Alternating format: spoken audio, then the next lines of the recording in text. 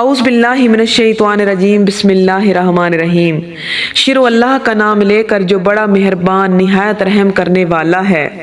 یہ کہانی ہے ایک مظلوم تاجر کی۔ مجبور شخص کے لیے روزی کا غیبی نظام۔ سید جزائی اپنی کتاب انوار المعانیہ میں لکھتے ہیں کہ ایک بادشاہ اپنے خدمتگاروں اور سپاہیوں کے ساتھ سامان سفر تیار کر کے ایک روز شکار پر گیا۔ جب پہاڑ کے دامن میں دوپہر کا کھانا کھانے دسترخوان پر بیٹھا تو ایک شاہین نے اچانک آ کر اس کے سامنے سے بھنے ہوئے مرغ کو پلک جھپکتے ہی اٹھا لیا اور تیزی سے اڑتا ہوا چلا گیا۔ بادشاہ یہ بھنا ہوا مرغ کھانا چاہتا تھا، لیکن وہ دیکھتا کیا دیکھتا ہی رہ گیا۔ اس نے فوراً ہی اپنے سپاہیوں کو حکم دیا کہ گھوڑوں پر سوار ہو کر شاہین کا پیچھا کریں اور وہ مرغ واپس لے کر آئیں۔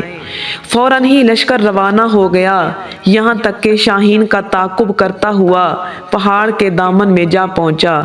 اس کے بعد جب سپاہیوں نے دیکھا کہ شاہین پہاڑ کی دوسری جانب جا چکا ہے تو فوراً ہی یہ سپاہی گھوڑوں سے اتر گئے اور پہاڑ کی بلندی پر جا پہنچے۔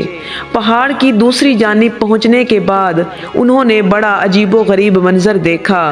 ان کے ہاتھ پاؤں بندھے ہوئے زمین پر پڑا ہوا ایک مظلوم شخص تھا اور بھنا ہوا مرغ دسترخوان سے اٹھا کر شاہین نوچ نوچ کر اسے کھلا رہا تھا۔ وہ پرندہ اپنی چونچ سے گوشت کو نوچ نوچ کر اس شخص کے منہ میں ڈال رہا تھا۔ اس کے بعد وہ اڑا اور کہیں سے اپنی چونچ میں پانی بھر لایا، پھر اس نے یہ پانی بھی اس شخص کو پلا دیا۔ سپاہی اس شخص کے قریب پہنچے اور اس کے ہاتھ پاؤں کو کھول کر پوچھا کہ یہ کیا ماجرا ہے، تو اس نے سپاہیوں کا شکریہ ادا کرتے ہوئے بتایا، میں ایک تاجر ہوں اور تجارت کے سلسلے میں اپنا مال اور اسباب لے کر جا رہا تھا۔ اسی راستے میں ڈاکوؤں کا سامنا ہو گیا اور وہ میرا سارا مال اور اسباب لوٹ کر لے گئے۔ وہ چاہتے تھے کہ مجھے قتل کر دیں، لیکن میں نے ان سے التجا کی وہ مجھے جان سے نہ ماریں۔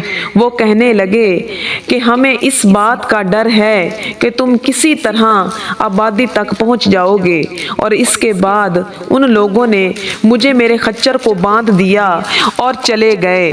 پھر دوسرے دن یہ پرندہ میرے لیے کہیں سے روٹی لے کر آیا اور آج یہ بھنا ہوا مرغ لے کر آیا ہے۔ روزانہ 2 مرتبہ یہ پرندہ میری مہمان نوازی کرتا ہے، لیکن ہوا کہ بادشاہ کو جب اس بات کا علم ہوا تو اس کی زندگی میں انقلاب آ گیا۔ وہ کہنے لگا کہ افسوس ہم پر کہ ایسے خدا کی خدائی سے غافل رہے جو اس کے انداز سے اپنے پرندوں کو رزق فراہم کرتا ہے اور اپنے نظام کو چلاتا ہے۔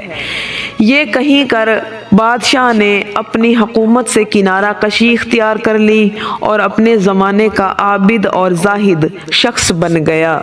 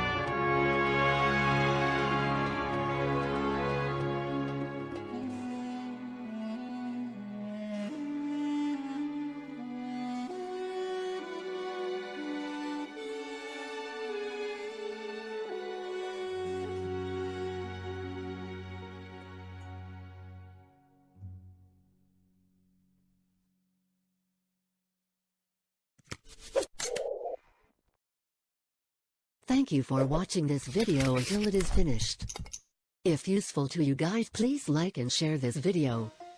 If you have any suggestions for us, leave a message in the comments field. Always support us by clicking the subscribe button, because it means a lot to us. To the next video. See you.